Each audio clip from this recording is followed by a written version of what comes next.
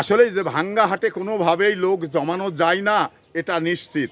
কারণ আমরা বিভিন্নভাবে দেখেছি এই ছাত্রলীগ যুবলীগ তারা কি করলেন, অঙ্গ আনসার সেজে সচিবালয়ে ঘেরাও করলেন, সচিবালয়ে ভাঙচুর করলেন এবং রিক্সা শ্রমিক সেজে তারা কিন্তু আন্দোলন করে সরকারকে বেকায়দায় ফেলার চেষ্টা করেছিলেন।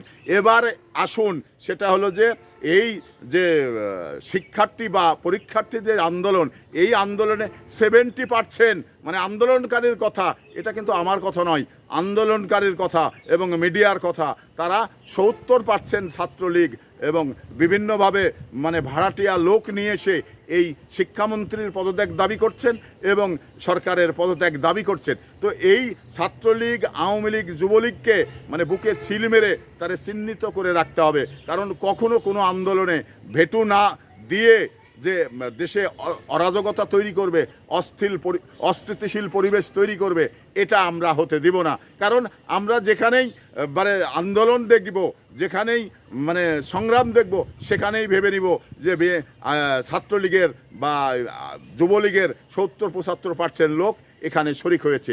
মানে প্রথম ঝুলেই মানে আন্দোলন বললেই মানে এমন প্যাদানি দিতে হবে যা মানে বলার কিছু থাকবে না। কারণ এদের প্যাদানি না দিলে এরা কিন্তু রাস্তা থেকে যাবে না। কারণ এদের মুখ্য উদ্দেশ্য মানে পরীক্ষা খারাপ হয়েছে এটা না, এদের মুখ্য উদ্দেশ্য মানে আপনার ভালো রেজাল্ট হয়নি সেটা না, তাদের উদ্দেশ্য হলো সরকার পতন, তাদের আম্মাজানকে বাংলাদেশে নিয়ে আসা।